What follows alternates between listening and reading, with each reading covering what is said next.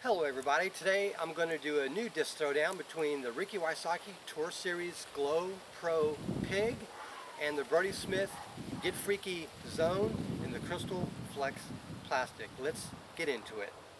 I want to show you some of the physical differences between the Pig and the Zone. Now obviously the two plastic types are different. This is your Pro Plastic, which is a mid-grade to premium plastic that Innova comes out with. The very mold of this disc is pretty hard to make in Star or Champion plastic.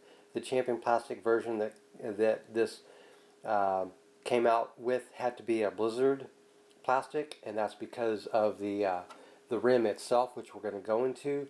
And there's been a limited release as well for Star plastic. But by and large, this will come out in two different flavors of Pro plastic. Typically, your Driver Pro plastic or something very similar with Glow plastic in it. So this is actually a Glow Pro plastic. And there's another slight variant of the Pro plastic that's a little bit more flexible and grippy, and that's the R Pro plastic. But typically the Tour Series will be in this type of Pro plastic, and there's different versions of that. The Zone also has a lot of different plastic types, and typically more plastic types than the Pig. But the one I have here is the Cryztal Flex plastic, and this is definitely a premium plastic. It's the toughest plastic that Discraft has, or along maybe tied with one or two other as the most durable plastic type. But this is a little bit more flexible. So whereas R Pro is a little more flexible, it's a mid-grade plastic, and this plastic is a rigid Driver Pro plastic that has glow properties. This is a little bit more of a gummy, almost typical or comparable to the Luster Champion plastic that some other discs come with. But one of the biggest things that you'll notice in the shape of these flight plates is this has a thumb track, whereas this is completely flat. And in fact, if you look at the side profile, this is a slightly taller putter that has a very slight dome to it, whereas this is completely board flat. And when you put them on the floor, basically on the same level, these intersect about at the same level. But if you flip them over, typically the shape of the wing here cuts a little bit more to where it is actually below this one here. So this has a flatter profile because of that. One thing you'll also notice when you get really close is the Pig wing is longer, 1.4 centimeters compared to 1.2 centimeters for the Zone. But you can see that this helps the Pig be a little more stable in that more weight is away from the center of the disc and more towards the sides. However, the shape of the wing here gives, and the board flat nature of the disc makes this in its own way more stable. So you will find that these are more comparable in stability despite their dramatically different shape. One other thing I will mention is those who have watched previous videos on my channel will know that I bought this 2019 edition Ricky Wysocki Pro Pig, and this is not a glow plastic, but this is the Driver Pro plastic that's very durable and just shy of the durability of Star. And since I picked this up in 2019, it's never left my bags. So I've come to really enjoy overstable putters.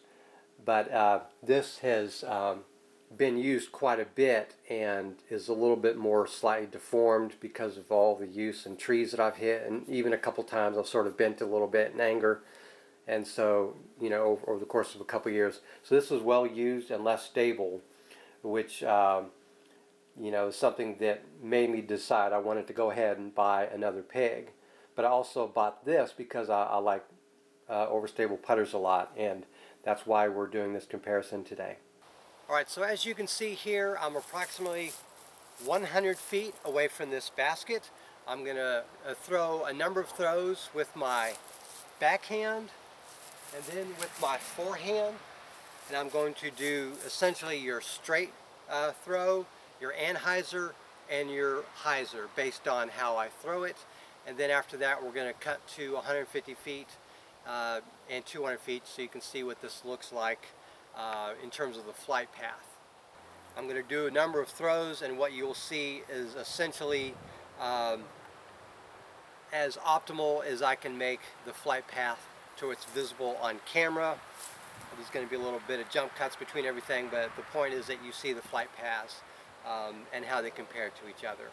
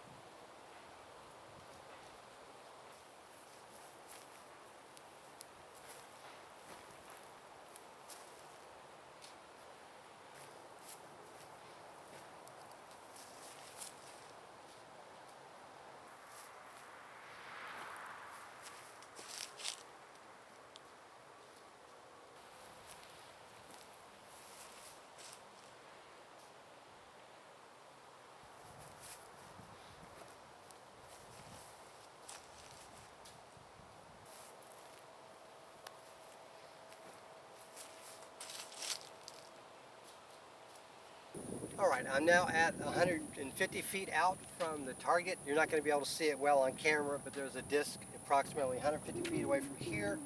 My attempt is to get as close as I can to that with these two discs with backhand and forehand using straight, hyzer, and anhyzer throws. Let's see what I can do.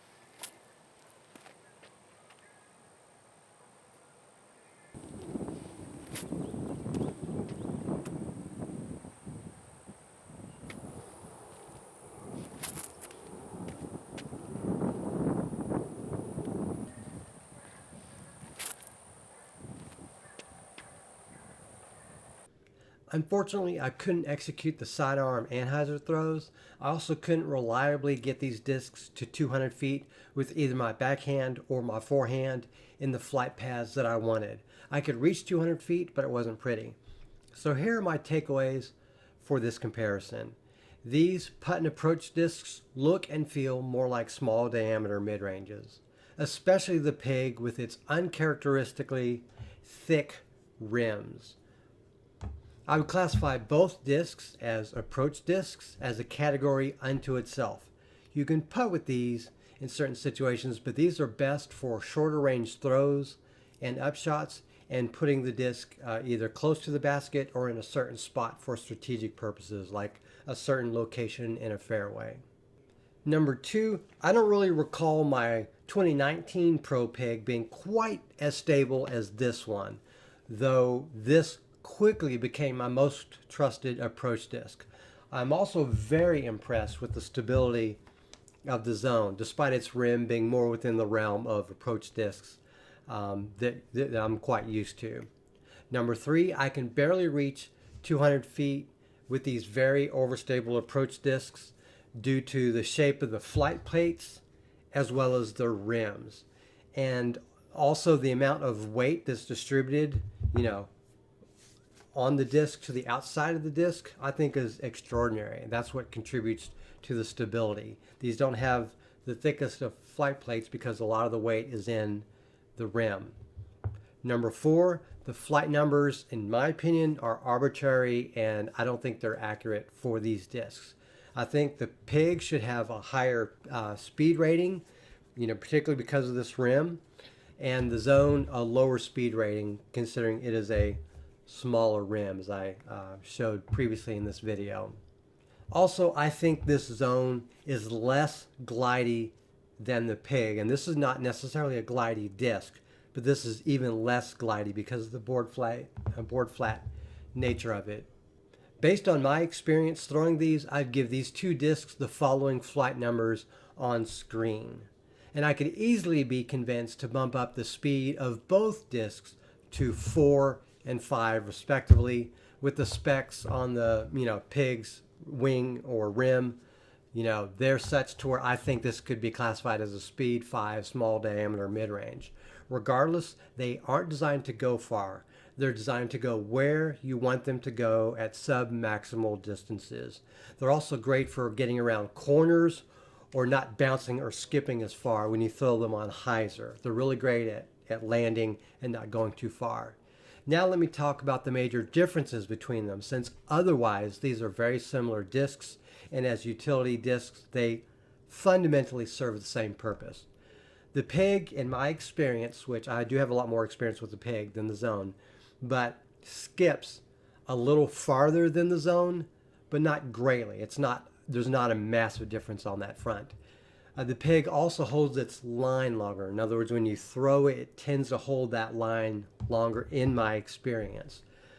The Zone, however, fades harder and fights turns slightly better. Like when you throw it, there's less of a chance, in my experience, of rolling it and turning it and having it, you know, change its angle because of how you torque it.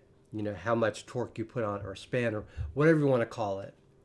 The Zone also dumps a little bit harder when it does actually start to fade. So if you imagine these going straight for a certain period of time, when they do start to fade, in my opinion, with this particular Zone and this particular plastic, it just tends to fade a little bit harder, dump a tiny bit more. And of course, in that it doesn't skip as much, it also won't go as much. So I think those are contributing or coincidental factors there.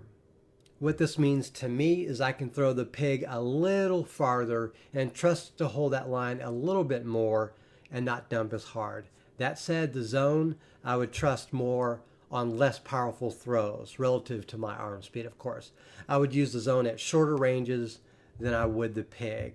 And in my opinion, and I realize I'm no expert here, this is really a channel for recreational level disc golfers, I think the Pig and the Zone actually overlap some, but are better used at different distances.